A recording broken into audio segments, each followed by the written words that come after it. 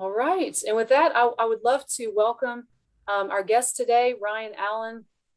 He is a live entertainment manager at Carowinds and has been there for several years. And Ryan, would you just start us out and tell us a little bit about your background in this industry and your education? I know you've worked at several venues, but just give us a nice overview of sort of your background and where you've come from.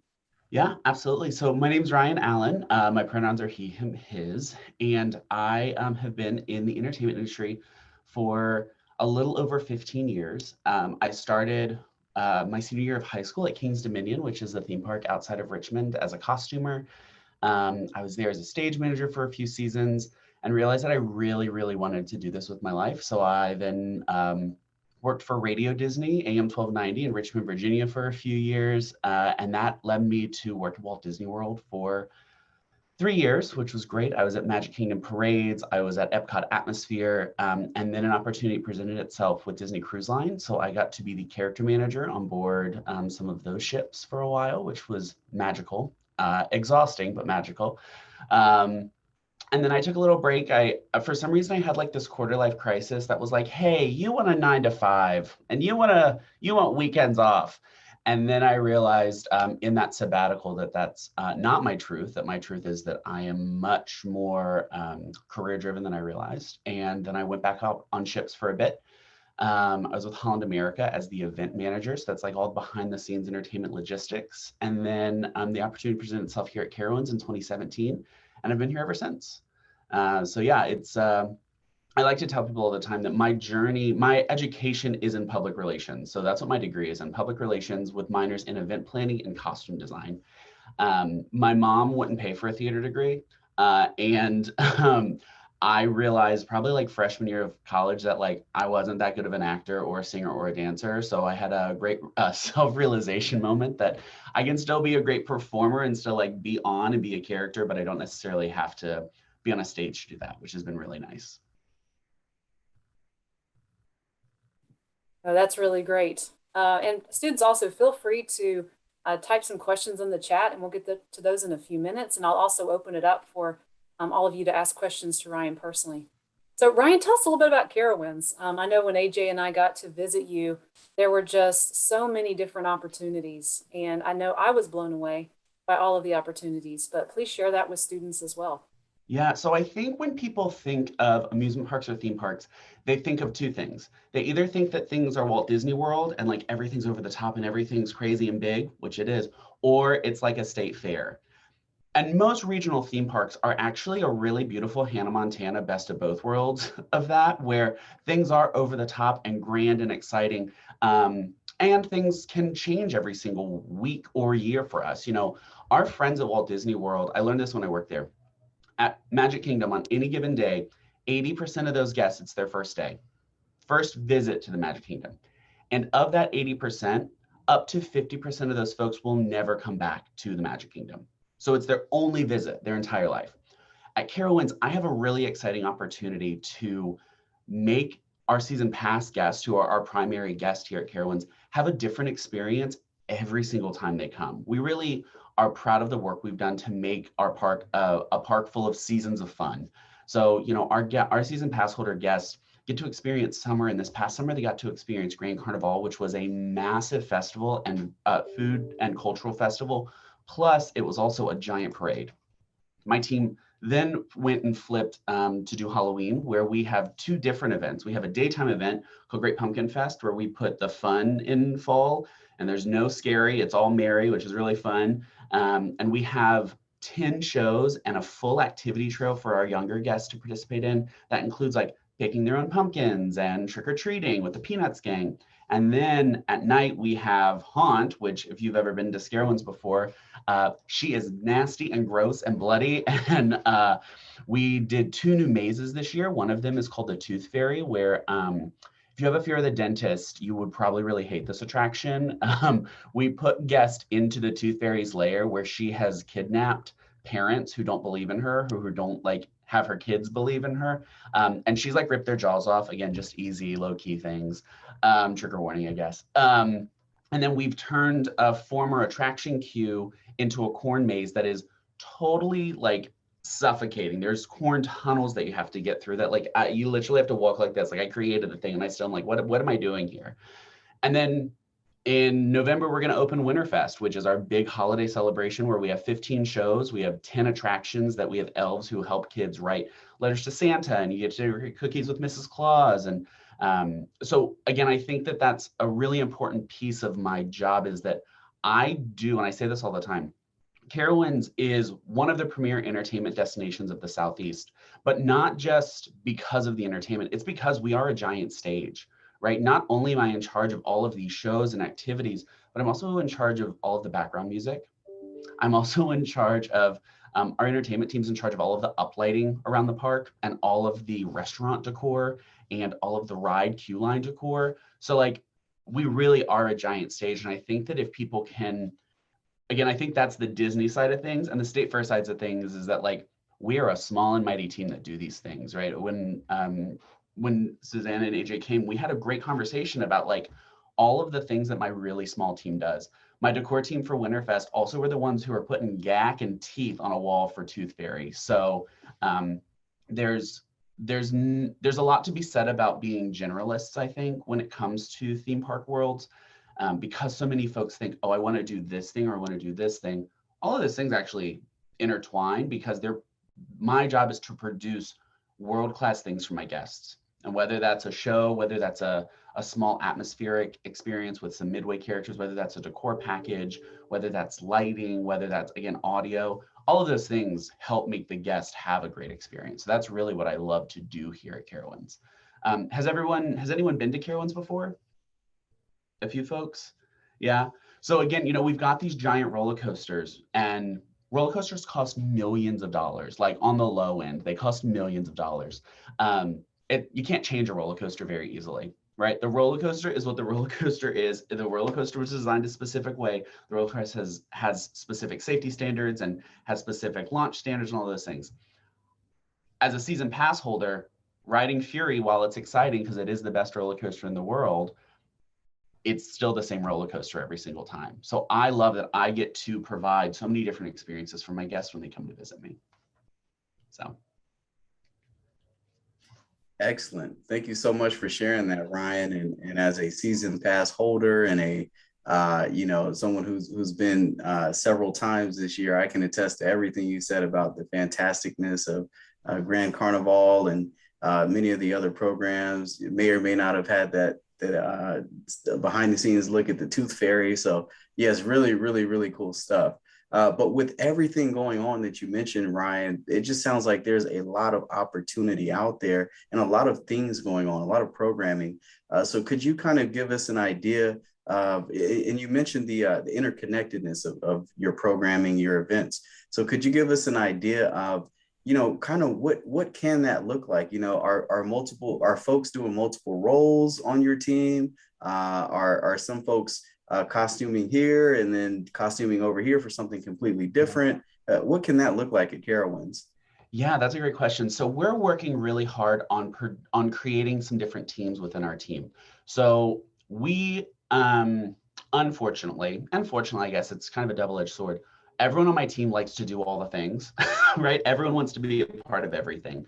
And that is both really great and really exhausting. So some of the changes that we've made recently have helped us create a production team and an operation team. Because again, not only do we have to create the things, I also have to operate the things too, right? I also have to make sure that while these costumes are being built, that they're being washed every day. Because unlike in traditional theater, you might do Into the Woods for 3 weekends, I'm doing 6 shows a day, 6 days a week, right? Like, and performers get sweaty, they get real sweaty. So we've got to make sure that we're maintaining those costumes and that, we're not, if we need spares, we're building those spares and creating those spares. So we've really built our 2 worlds into a production side and an operation side. But on the flip side of that, folks are doing a lot of things, right? Great example, my decor team. So our decor team is what most folks would call like visual merchandising or staging. We call it decor here. They're the folks who are building and decorating over 350 Christmas trees for the holiday season. They're decorating about 1.5 miles worth of garland. They're assisting in putting in 5 million Christmas lights. Those are the same people who helped, again, put gore and gack on a wall for Tooth Fairy. Now that Tooth Fairy's open, they're going to move to Christmas trees. My costume team is a great example of that too, right? They are building beautiful costumes. They built some really stunning stuff for our Great Pumpkin Fest shows this year and for our new icon character for Haunt. But they're also going to go in and they were dip dyeing fabric so that we had some different textures and layers and levels in our Haunt attractions. So we really do as a team work together to make sure that all of our production, all of our pieces tell the same story. I think that's the other really great part that my theater education really taught me, is that we really are all in this together. And again, full High School Musical of it all too, right? Sometimes we dance.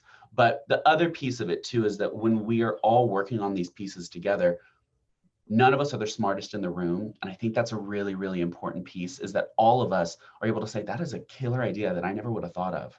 Let's talk through that. Let's talk through how we can produce that. Let's talk through what we need to make that work. Let's talk through even how to test that. Maybe it's not 100% right fit for the project we're on right now, but like maybe it'll work for something next year. So all of those pieces are really important for us. And I think that that's a big part of cultivating and being part of a culture of positivity, is that everyone brings different value and different voices to the table. And those different points of view are really, really beneficial for us. But yeah, I think that's one of the other pieces of all of this is, I think sometimes, I know I'm guilty of it. When I was in college, I was like, this is the thing I want to do. This is it. I'm just going to put these blinders up and this is it. And then when I got into the real world, I was like, oh no, I can do so much more with what I have than just this one thing that I thought I was going to do, right? I built my degree, honestly, to go take Mickey and Minnie to children's hospitals. That's the only thing I wanted to do. Like that was the goal. And then I did it and I was like, okay, cool. What else? And so now I'm able to, having experienced the thing I really wanted to experience, I now take that energy into everything I do here too, right? I want to make sure that my guests, while it's not Mickey and Minnie at children's hospitals, I had some guests like super grossed out last weekend about the Tooth Fairy. Like people were really uneasy about it because there's like a giant drill and there's a dentist scene and there's like walls full of teeth that you have to get through. And then the Tooth Fairy, I want to, spoiler alert, if you're coming to see, the Tooth Fairy is in the maze and she is on what we call a bungee scare and she jumps at you from 8 feet in the air. Like pretty cool stuff, right? I had people really uncomfortable about the whole thing. So great. Well, it's not Mickey hugging sick children. It's pretty close. You know, it's a hospital at least, right? Yeah. Well, so and again, here's another piece, right? One of the things that I as a theater artist get to remind myself is it's really important for me that I'm aware of the pieces going on around me. So the Tooth Fairy maze was for years an attraction called Urgent Scare, which was a hospital attraction. After the past year and a half, there is no reason to put a hospital attraction as an offering, right? Like we as a country, as people, I don't want to necessarily offend people, and I don't want people to go through a haunted hospital and then be very upset, understandably, because for some reason or another, that hospital reminds them of the life that has happened to all of us with COVID-19. So that's the other piece that we have to think about too when we're producing these things is, how are we doing things that while they might be unsettling, they might be uneasy, they're not offensive, right? We don't want to produce offensive work. And that's why I think the Tooth Fairy is a great example. It was a quick way for us to change a hospital. We knew what we had, we knew what we could do and what we were capable of. And I think that's a thing that my team does really well. They're very good at saying, I can only do this. You're asking for this, but I can only do this. And that's really helpful to me. So I can say, great, let's only do this and let's do this to the best of our ability. So that's been really helpful for us too. That's great. And I remember walking through that exhibit and even in process, I mean, you weren't even finished with it yet. And it was pretty spooky then in the daytime. Yeah, it's pretty gross. It's pretty gross. Yeah. And yeah. Whew, AJ, if you go, you'll have to tell me how scary the real thing is in the dark. I will put that part of the park.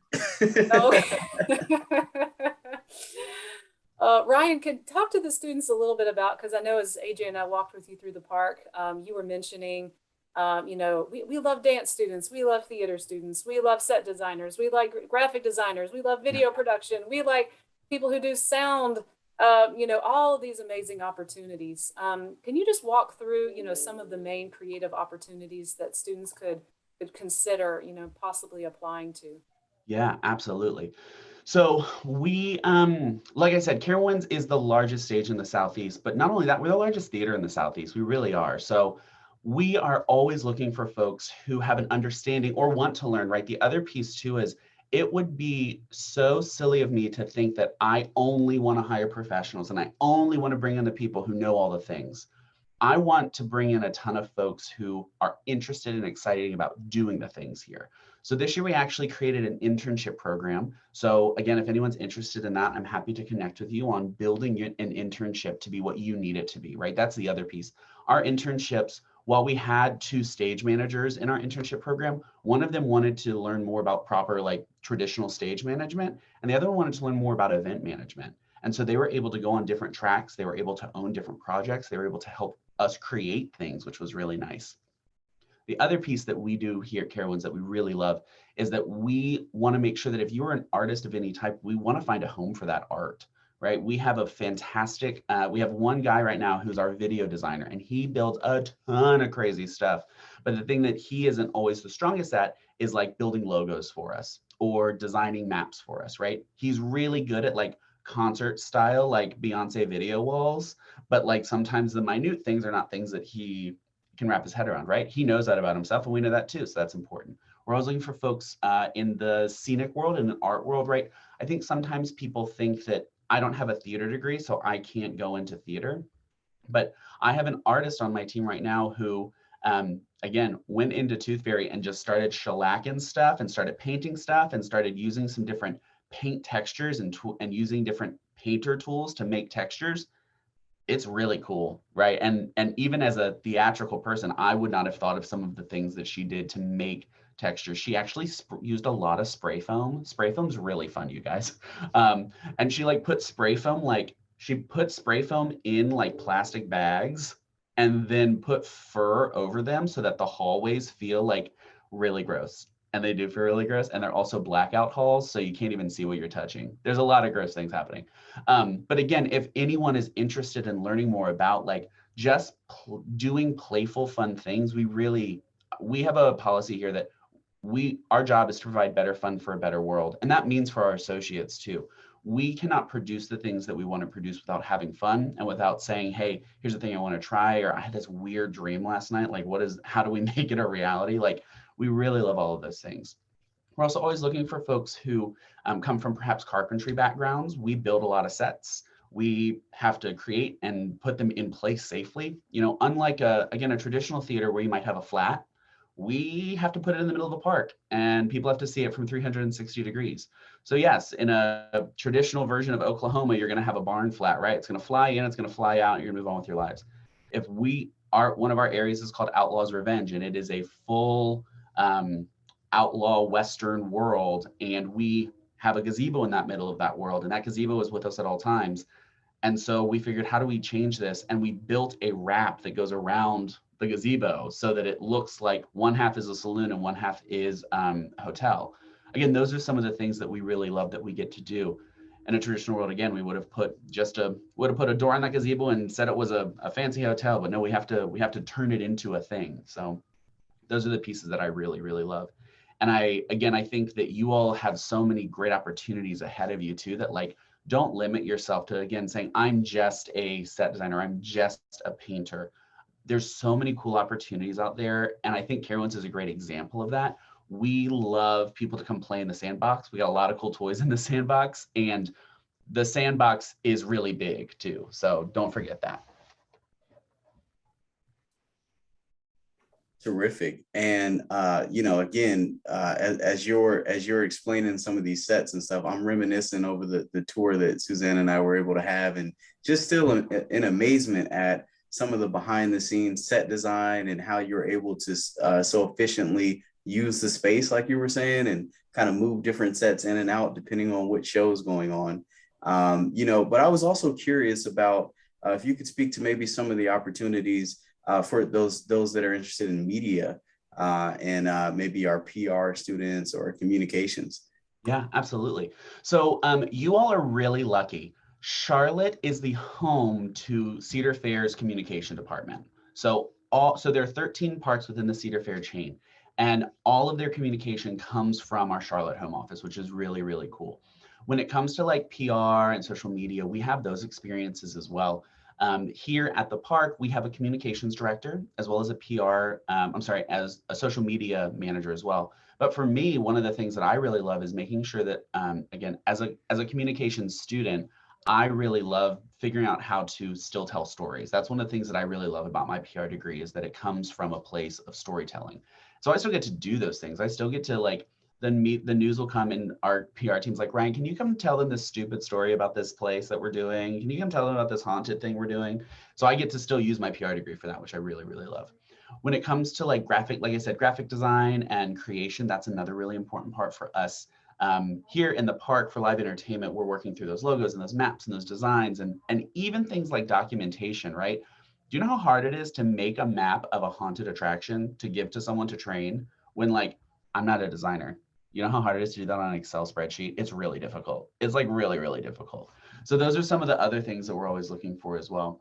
And again, when it comes to communication and PR, we also, while it's not like as glamorous as like being the face on the news, those PR and communication degrees are also really beneficial when it comes to like standard operating guides, when it comes to effectively communicating what someone should do and shouldn't do. Our rides team, again, great experience, great example. I said earlier, the ride is the ride is the ride. It always is, right? They have a standard operating guide that's been written for years. And while there's updates based on company policies and state policies, she basically the same thing. We in live entertainment have to write new standard operating guides every 6 weeks because we are opening a maze or the maze has changed, right? Great example, our slaughterhouse maze, for instance. The operating guide last got updated in 2019, and part of that operation has changed. So we had to completely rewrite that operating guide. We had to completely retrain people for that attraction. And the other thing too, when it comes to communication and PR, and I think this is some of that leadership piece too, is I bring in 500 monsters to do Halloween. 500 people to work a total of 13 days. So I've got to make sure that like we're communicating effectively, that I'm able to give them a very black and white thing that says, hey, here's the thing that we're doing. Like, this is how you have to do it, sort of thing. So that's the other piece that's really important to think about too, is how does, for me anyway, I realized that leadership was the thing that I was really excited about in my journey. And my communication degree has been a really important part of that. Thank you so much, Ryan. We're having a few questions come in the chat, so I wanted to make sure I was getting to those. One student said, and they're interested in marketing, are there any remote opportunities right now where students could maybe intern remotely? So right now, there's something happening with our marketing team where they are centralizing, and it's really exhausting to watch because it changes the way that they support us in the park right now. There's not an opportunity that I'm aware of at the moment, but I'm happy to provide connections to AJ and Susan so that you guys can share those as necessary with folks. Yes, thank you for that. Another question, we have an engineering student and they're interested to know if there are opportunities for engineering majors. Yeah, so engineering is a great fit for our maintenance team. Again, the rides that get designed by third-party companies, right? So like Mac, like RMC, those are the companies that make those designs. We don't design in-house, but our maintenance team do have folks who have the engineering backgrounds on the team so they can understand how to make things how they can fix or make things work better and more efficiently. That's a great opportunity too, Suzanne. I'll check it with our maintenance partners to see what that might look like. Great, and I just wanted to make a mention to everyone on the call. If you're able to stay on the call, I'll have your email addresses, so I will email you some of this information after our session today. We have a few more questions in the chat, but I also want to give those who would like to ask you a question the opportunity to turn on their microphones. Yes, please don't be afraid. I promise Ryan will not bite you, and we're virtual anyway. This creepy clown behind me will bite you, but I won't. Anyone have a question? I could ask questions all day, but I want to make sure we're answering your questions. I wanted to ask like what your favorite thing about working like every day is, like what you look forward to every day. Yeah. So Claire Morgenstern is my roommate, by the way. So. Oh, so she knows. So Claire knows. Claire's told you all of the horrible things about the internship program. That's yeah. As Kaylee alluded to, Claire, who's her roommate, is one of our event interns, and Claire and I have a really great relationship because jokingly, I call her the intern in front of people, so that's really fun. So Kaylee, to answer your question, super deep. And it's a little personal, but I'm still going to share it with you guys anyway. When I was 13, my dad was diagnosed with pancreatic cancer and he passed away. And before he passed away, we went to Disney World for our final family vacation. And I remember feeling really taken care of there. I remember the chef coming out to ask my dad what he wanted to eat because the chemotherapy had messed up his taste buds. I remember we were at a far end of the hotel. We were at All Star Sports and we were at far end of the hotel. And my mom checked in with the concierge and was like, by the time we get up here, my husband's too tired to go to the park. So like, can you guys help? And they called us when we were in the Magic Kingdom and our keys were waiting for us at the guest service desk. And I just remember feeling really safe. And I felt very taken care of. And for me, that's why I do this. I don't know why my guests are here. I don't know if it is their first visit as a family. I don't know if they know it's their last visit as a family. I don't know if they are memorializing someone or honoring someone. All of those things can happen here and do happen here, right? We were really fortunate over the summer. You can kind of see over my shoulder, there's a little book.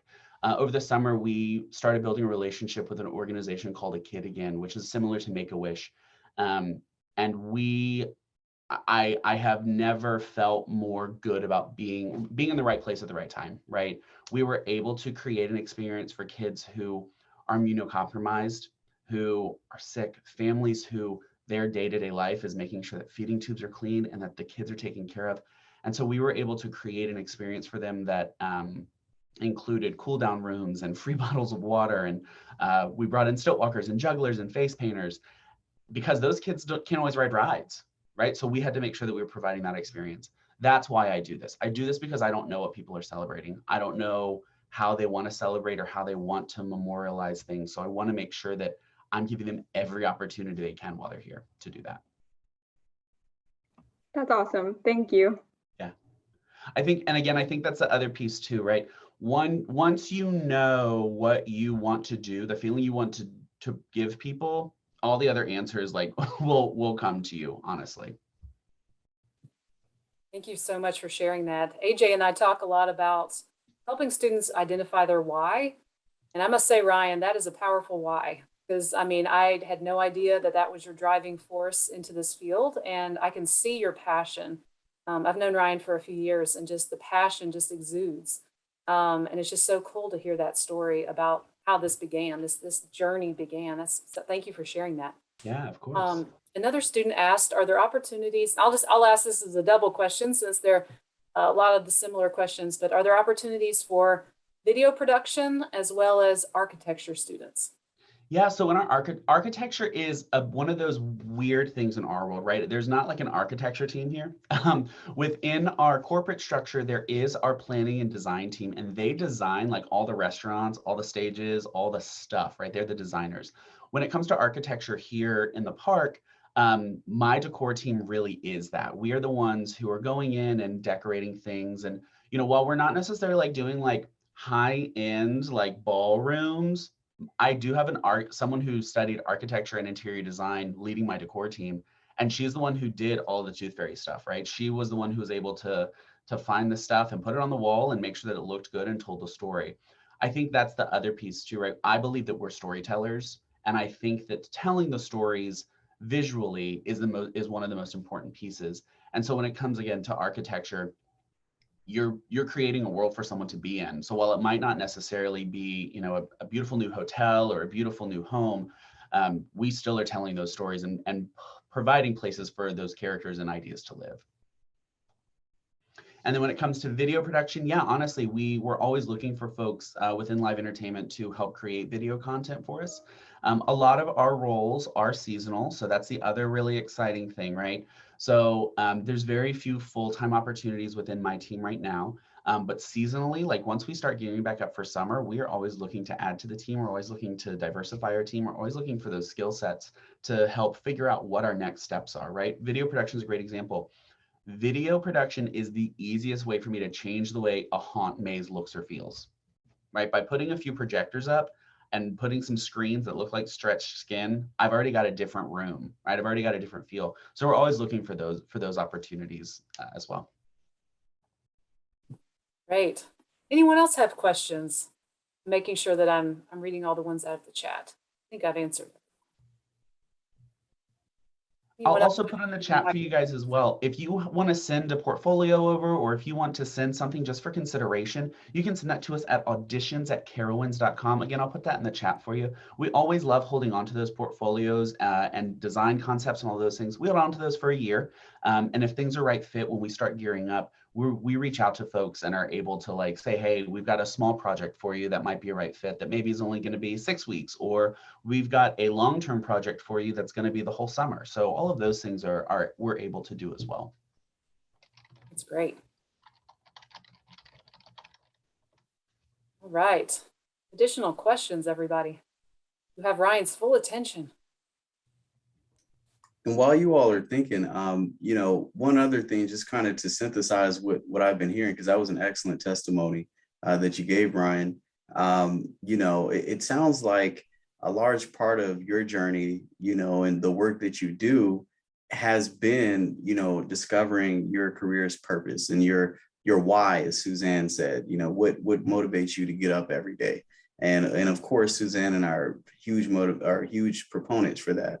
But it also sounds like when it comes to the things that you're doing, folks are always in a space of creation and co-creation of like what the role is and what the work looks like. So would you mind kind of speaking a little bit more to that? Yeah, so I think sometimes when people think of their jobs, right, or their roles or what they want to do, they think it's very linear. And they think that it's from this point to this point to this point. And I think the one thing that we do here at Carowinds really well is we live in a state of flexibility. We were doing that before COVID, but even like now in this like COVID version of our worlds that we're living in, we have to even be more flexible. There's a chance that I'm not putting a show in the theater for Christmas because of COVID, right? But I still have to bring in these 45 performers, and where's the show going to go? And I've got to make sure that the directors know that we're going to do it outside instead. I need the choreographers to know we're not going to do all the costume changes because there's no backstage space to do the changes. I need to make sure that our lighting designer knows that this stage now actually has to have 2 shows in it. So how do we make them feel different? The flexibility piece is the really, really important part. But to your point, AJ, co-creation is really important. I am not the smartest or most creative person in the room, and I don't want to be. I have so many creative people that surround me and so many smart people that surround me who come from a myriad of different experiences that benefit me positively, right? So I don't want to always be the smart one or the creative one. I want to make sure that my team is able to be creative. Again, Tooth Fairy, keep going back to it only because it's very fresh because we just opened it last week. But my version of things were a little bit different. And then we started finding props and decor pieces from previous attractions. And some of our decor team is from the haunt world and they love putting those Easter eggs in. And they found really creative ways to like show those props off in a way that I never would have thought of. They put some interesting lights in ways that I never would have thought of. So like, let me give you, here's the coloring book and use whatever crayons you want, right? And I think that's the important piece is letting people color with the crayons or the color pencils or the markers or the paint that they bring to the table. So that the picture, while it might look crazy, it's at least interesting. Ryan, Yeah. I'm just curious. Oh, sorry, AJ. I was just curious. Tell us about a typical day. I mean, is there a typical day or is every single day different? Every single day is different.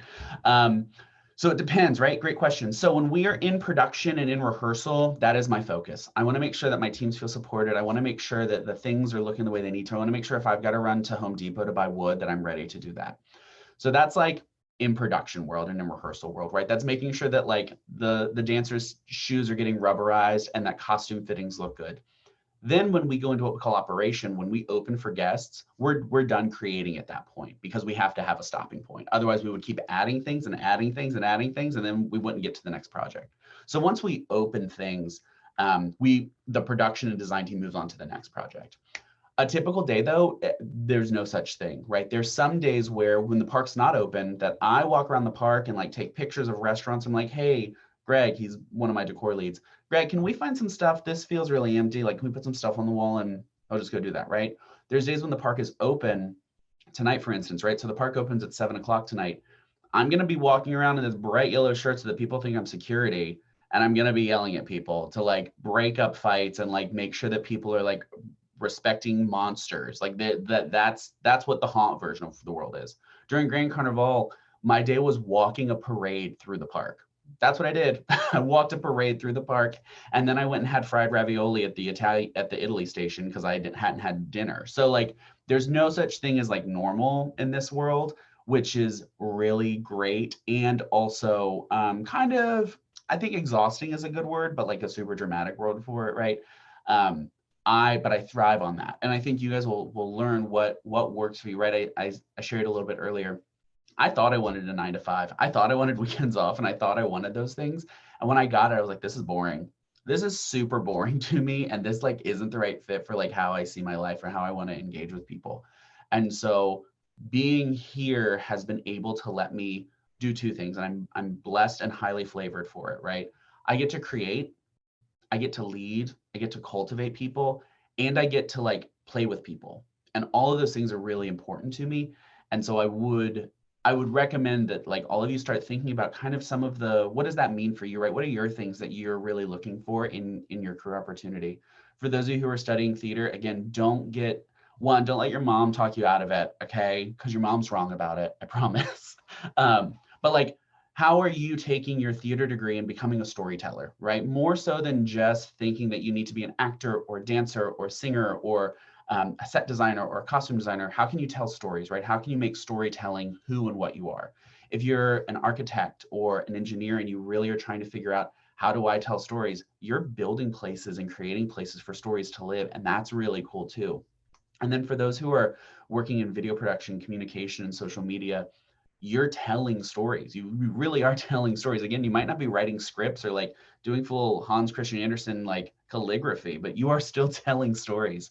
And I think that's the really important part. We need more storytellers in our world. There's a lot of stories to be told, and there's a lot of people at the table whose stories should be told. And I think that that's the thing I really, really love about my job is I get to tell cool and interesting stories. And I'm just curious. I know I'm asking a lot of questions. Students, feel free to interrupt me anytime. But you know, Ryan, I know AJ and I meet with a lot of students who are interested in working for large theme parks like Carowinds or Disney or what's the other one? King's Dominion. I'm trying to remember all the different names. There's a But lot of them. there's a lot. I know it's a quite competitive field. I know, you know, especially to work full time to get that opportunity to not be a seasonal employee. If someone has that dream to work at a Carowinds or a Disney or something like that, what kinds of suggestions would you tell them? You know, all of them are students currently. Are there things that they could be working on right now that could help build their portfolio, their resume, to really Yeah. be very applicable to that full-time job search? Yeah. So the most important thing, and I give this feedback a lot when we go through an interview process. Don't forget that like while yes, you might want to design rides or do shows or be social media for a theme park, our job is guest service. And so if you're not taking the opportunity now to cultivate your guest service skills, that's a big no for me, right? There is a thing that happens sometimes. One of our questions, and it's not a trick question, but one of the questions on our interviews when it comes to leaders, especially frontline leaders who are like in the crowd with guests, is say there's a guest who dropped their funnel cake. How would you help? Right? Say there's a guest who's upset about a ride that they wanted to ride being broken down. How would you help?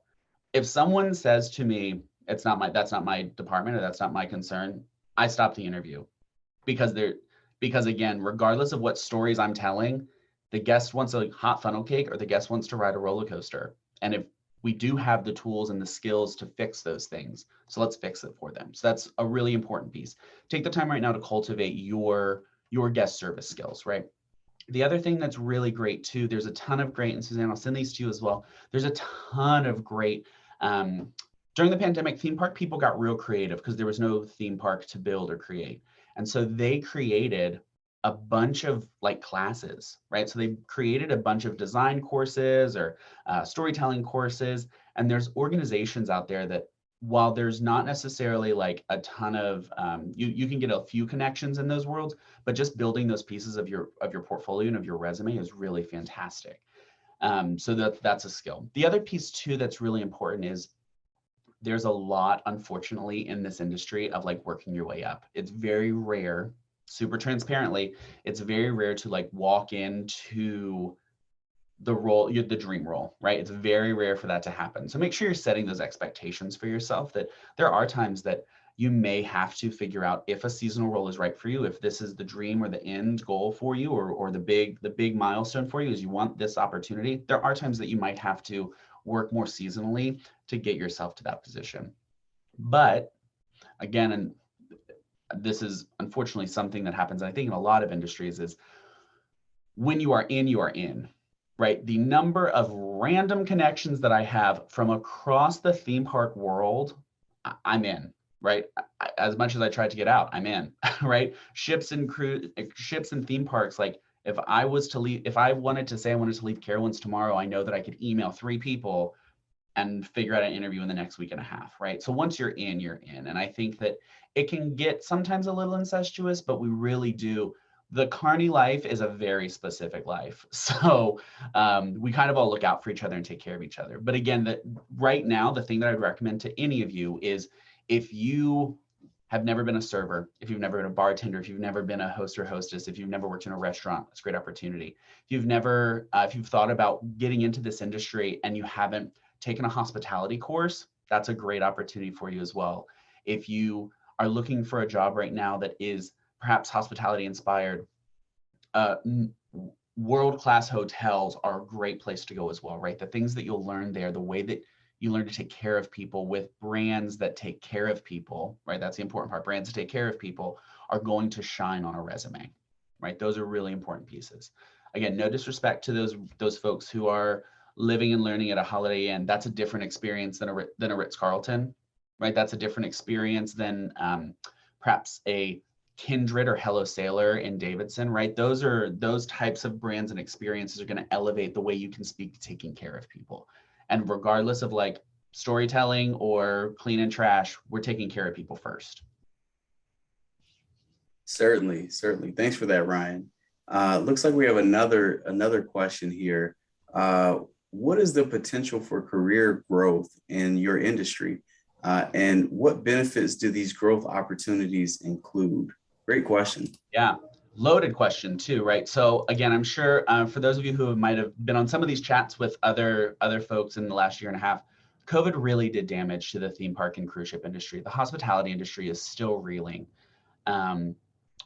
People want an escape, but people don't always feel safe having that escape, right? People don't necessarily feel safe traveling right now. People don't feel safe being in theme parks with thousands of people they don't know. People don't feel safe, going to hotels and that might not be cleaned in an appropriate way, right? Those are all things that people are very aware of. When it comes to growth within the industry, for me anyway, the things that I have seen is that this industry is changing a lot.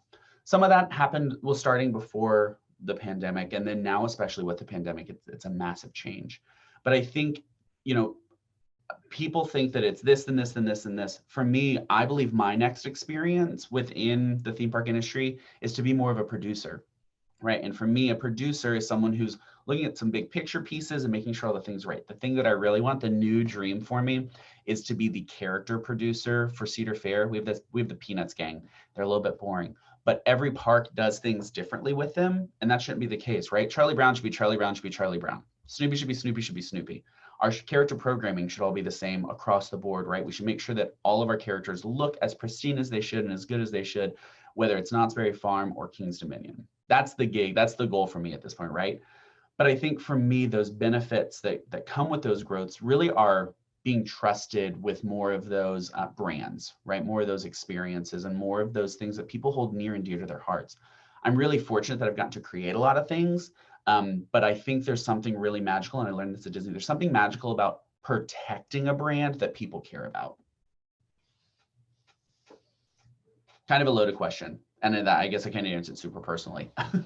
No, thank you for that. All right, as we start wrapping up, I want all of you to be able to ask your very specific questions. So does anyone else have questions for the chat, or if you'd like to turn on your microphone?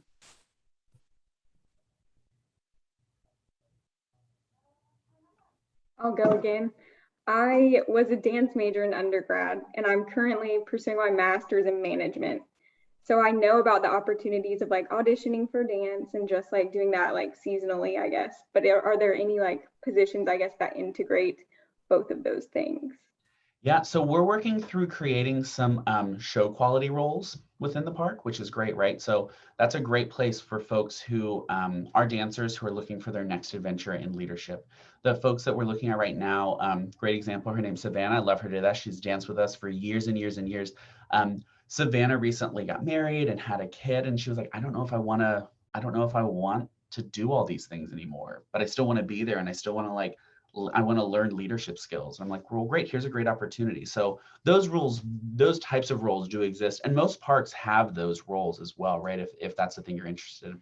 There's also some great opportunities when it comes to like rehearsal management pieces, right? Those are great. And then there's also a role that we created here recently for a leader who's under me. Her name's Amanda. She's our company manager, and her role is people. That's it. Her job is people. She makes sure that people get onboarded properly, that their hiring paperwork goes in, that they understand the rehearsal process, that they get welcomed to the team properly, that their rehearsal goes well, that their dorm is set up properly. That's her job. And she's really good at it. She's really, really good at it. But she also goes in and finds our choreographers and our directors and our music directors and gets those contracts going. So it's the management side of it too, right? She makes sure that the requests that they have are not crazy, because spoiler alert, sometimes creative producers are crazy people, right? Like there's sometimes I'm like, we're not doing that, guys. Stop asking for that, right? So Amanda gets to help support me in some of that crazy. So there absolutely is opportunity for that arts management side of things as well. Awesome. Thank you. And I can't remember, Ryan, it wasn't Amanda a dance major? Yeah, Amanda studied dance as well. Yeah, So awesome. the other piece too that I think is really important to think about is, you know, I'm obviously talking about my time at Carowinds right now, but like I was on ships for 5 years too. And you want to talk about a place where artists and performers need acknowledgement and support, it's on a cruise ship, right? It's leading folks who are dancing every single day, and making sure that they've got the balance. Like that's a great opportunity as well, Kaylee, to take a look at cruise ships as well, especially there are so many cruise ships right now, and they are going through again a renaissance of like cultivating new leaders, because so many folks again left when the pandemic hit. They were like, I don't feel taken care of here, so I don't want to be here. So what a great opportunity to be part of the renaissance of it all. Any additional final questions? AJ, did you have any other questions? Yes, I guess kind of in summation, Ryan, could you leave us with some things, you know, that as students we could be doing to prepare for a career in the hospitality industry, or with Carowinds specifically, and maybe I guess just some final thoughts and ideas to leave the good people with today? Yeah, absolutely. So some of my thoughts. Don't get yourself in this world where you think it's a straight line, because she ain't a straight line, y'all. Honestly, like have fun. If there's a career thing that you want to try, I recommend trying it. I do believe that the thing that is beneficial is building your brand, right? My brand is fun hospitality. That's it. I know who I am and I can walk into a place and provide that. So building your brand is going to be really important. I absolutely recommend finding some high quality brands that you feel comfortable working with as you're working on your resume. Again, I spent a lot of time in college. I didn't talk about it, but like I spent a lot of time at Build-A-Bear Workshop. I was like really good at Build-A-Bear. And I believe that because that's a known brand, I was able to have a conversation with someone who has experienced it, and they were able to tell me about their experience. So again, it's that personal connection piece. I also make sure that you're the best at what you do, right? You don't want to be second. Like, and that takes hard work to figure out how to be the best, right? I don't believe I'm the best at everything, but I've been pretty good at some stuff like building bears. So I'd absolutely recommend that. I also think that there's something to be said about knowing what your core values are. For me, I know that my core values include humor, honesty, and celebrating diversity. Those are three that like in everything I do, I hold really near and dear to me. So take a moment to reflect on yourself as well, because that's also going to answer who you want to work for and what careers you want to follow, right? I will not, as a queer man, work for an organization that does not have sexual orientation written to its non-discrimination policy. I just won't do it. It's important to me, right? So find out what's important to you. I also think that there's something really fun about contract work. Don't be afraid of contract work, especially when you're coming right out of college, right? I know my mom got really mad at me because I didn't like go right into a full-time job. I didn't go right into a salary job. And she was like, Ryan, what about college? And I was like, yeah, I get it. I understand. But like the few contract gigs that I did, like before I accepted a full-time salaried role, helped me a lot, right? It gave me an opportunity to have a finite start and a finite end to a thing, right? So that's pretty exciting and pretty interesting. I also would recommend that if you've got any questions, you can reach out to me on LinkedIn. And then also I sent you that audition email address. If you want to shoot your resumes or portfolios over, I'm happy to provide some feedback and insight on those in the next few weeks for you if you want that. If there's any questions that you have, I'm happy to answer them. I know this is kind of my job is weird, and I know that, and I'm really lucky that it's weird because it's not black and white. And so if something comes up that you think of, feel free to shoot me a note on LinkedIn, and I will happily provide the insight that I can for you on that. But yeah, I think have fun. Life's too short not to have fun. And honestly, like make sure that the people around you are having fun too. And be good storytellers. Be really good storytellers in whatever medium you're using. Thank you so much for that summation. I really appreciate it. Can we give Ryan a virtual applause? Thanks, y'all.